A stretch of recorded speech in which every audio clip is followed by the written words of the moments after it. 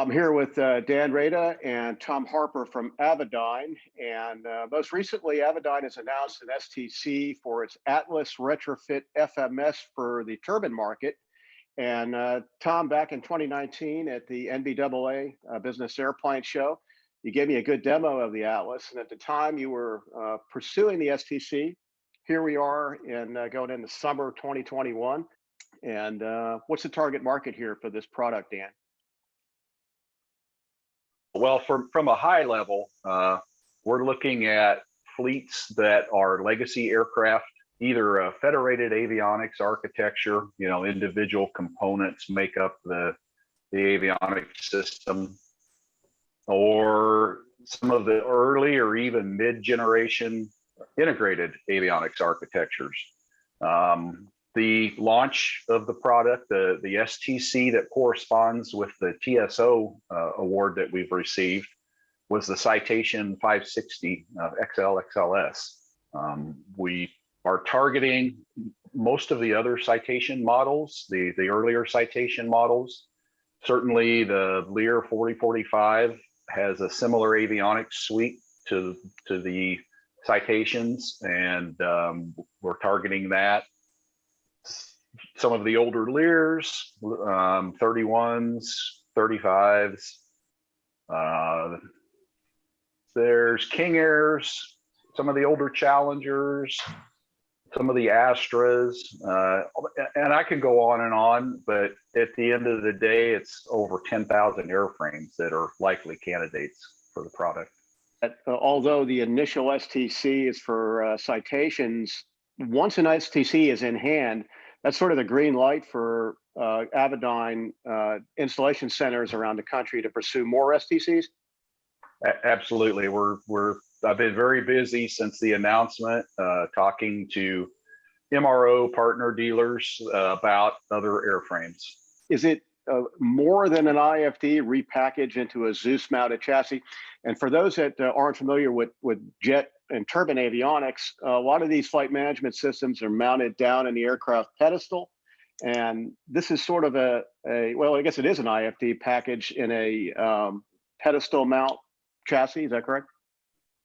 Yeah, it evolved from the IFD, same operating system, and some of the hardware is similar. Obviously, the package is different with the full QWERTY keyboard and Dzus mount in the pedestal, as you pointed out.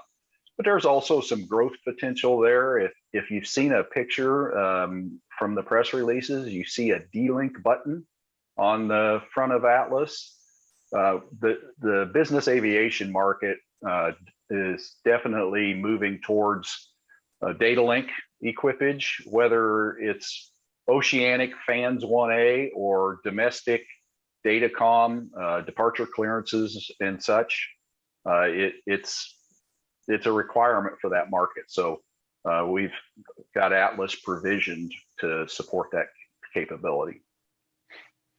I look at some of these old jets, I like to call them Jurassic jets, and there's a lot of them still flying. Maybe it's an old Falcon 10 or a Hawker or even the initial STC airplanes.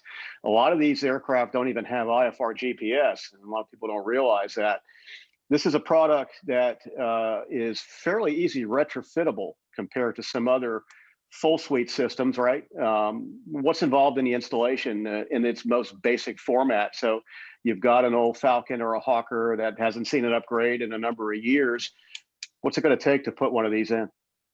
So on the older aircraft that are typically analog interfaces, we support the full array of analog outputs.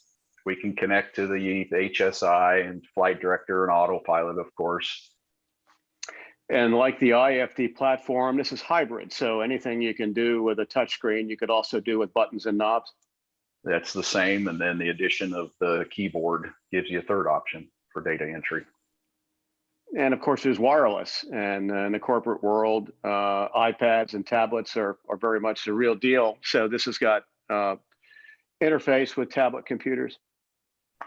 It interfaces with the popular iPad apps, flight planning apps, as well as our IFD 100, which is a repeat of the information on the screen in an iPad. It's another iteration of it, basically, but on an iPad.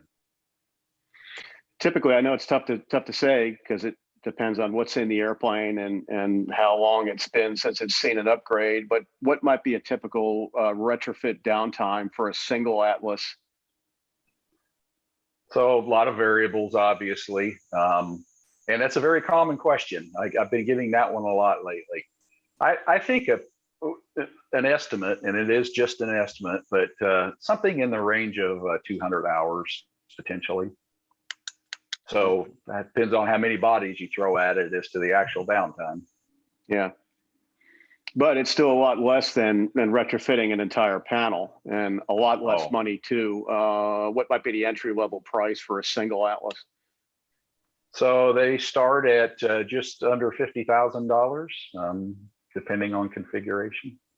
Well, there's just a lot of airplanes out there that either didn't have a path to WAS, or it was cost prohibitive based on the value of the airframe, et cetera. And now we're giving them a path using GLASS, this GPS legacy avionics support interface, that you don't have to spend hundreds of $1,000s, or there may not even be an upgrade path from that OEM for the legacy EFIS. We can now get WAS up on the display and allow you to extend the life of that airplane and get you into more runways. Read a full report on the Avidyne Atlas in the July 2021 issue of Aviation Consumer Magazine.